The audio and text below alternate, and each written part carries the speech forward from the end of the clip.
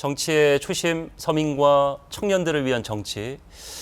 지금 그렇다면은 서민과 청년들은 안 의원님을 그렇게 바라볼 것인가? 아마 저 이렇게 오랫동안 기다리다 보면 실망하고 지치고 그런 분들이 많아지실 수밖에 없지 않습니까? 예.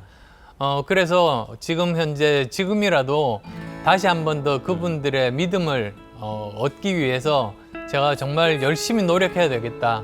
그리고 또 그 결과도 보여드리면서 그런 믿음들을 확보를 해야 되겠다는 생각을 하고 있습니다. 예. 정치에 관심은 많은데 그 정치를 믿지를 못하는 시대를 지금 살고 있습니다. 그렇다 보니까 무당층이 그냥 아무것도 선택하지 않겠다. 거의 1대1대1의 비율이거든요. 왜 이렇게 됐을까요? 사실 정치의 잘못이 저는 굉장히 크다고 생각합니다. 만약에 정치가 제대로 국민들이 바라는 그런 일들을 하고 그리고 또 여러 가지 그 다양한 구성원들이 있는 국민들이 좋아하는 그리고 또 제대로 활동하는 정당들이 이렇게 있었다면 예. 이런 일이 없었을 텐데 이 거대 양당이 이렇게 자리 잡는 이런 모습에서 거기에 모든 국민들이 반으로 쪼개져서 이렇게 완전히 마음에 맞는 정당이 있기가 좀 힘들지 않습니까? 예. 그러다 보니까 사실 이런 일들이 많이 생기는 것 같습니다. 그렇다면 여쭤보지 않을 수 없을 것 같습니다. 정치색을 여와 야, 뭐 오로지 두 가지 색깔로만 나눌 수는 없겠습니다만 그래도 좀 더 확실한 색깔을 원하는 분들도 계시거든요. 이와 관련해서 의원님이 추구하시는 정치의 지향점은 어떤 방향일까요? 안보나 이런 부분에 대해서 또 여러 가지 국방에 대해서는 저는 보수적인 스탠스가 맞다고 봅니다. 예. 네. 그건 지금 현재 북한의 도발이라든지 또는 미국과 중국의 이런 과학기술 패권 전쟁 그리고 우크라이나 전쟁 이런 시절을 놓고 본다면 이건 보수적인 스탠스를 가져가는 게 우리한테 맞죠. 네. 근데 경제 분야 있지 않습니까? 네. 경제 분야에서 지금은 더 이상 성장만 가지고도 안 되고 그렇다고 해서 분배만 가지고도 안 됩니다. 이 둘이 어느 정도 조화를 이루어야만 되는 거거든요. 그래서 저는 어느 한쪽만 이렇게 가는 것은 굉장히 위험하다 싶습니다.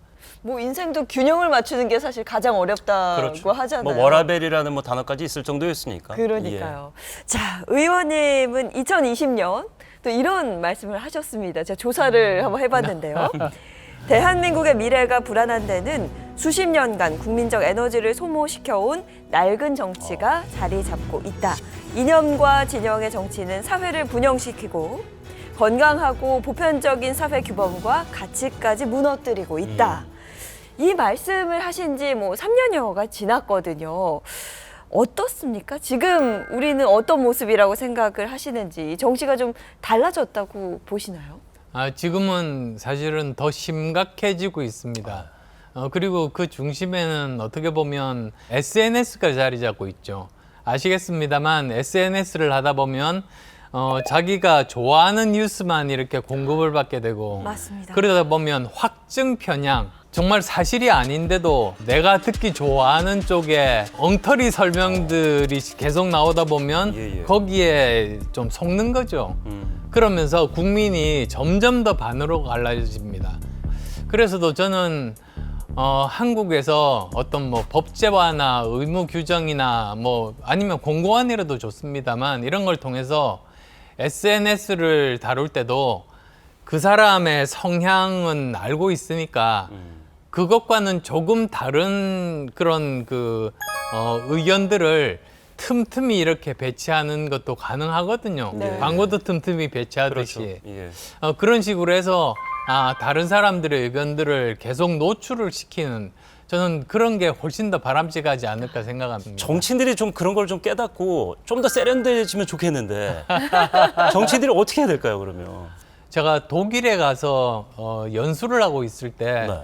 한국을 잘 아는 그 독일의 학자분이 그러시더라고요.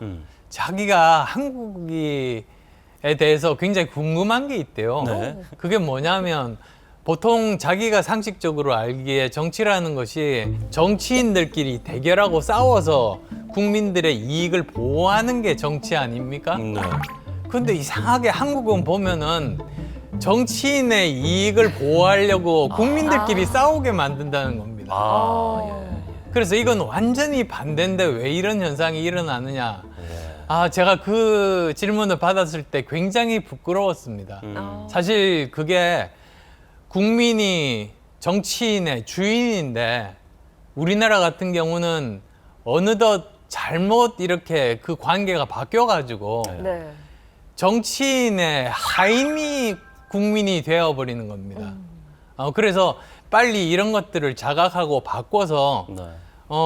내가 지지하는 정치인이 잘못할 수 있죠. 근데 그때 무조건 보호하는 게 그 정치인을 위한 길이 아닙니다. 오히려 정치인이 잘못했을 때는 지지자들이 이런 점들을 바꾸라고 말을 해서 그 정치인이 그걸 바꾸면 더 좋은 정치인이 될 수 있는 것 아니겠습니까? 네. 저는 그런 게 굉장히 아쉽다고 생각합니다. 네.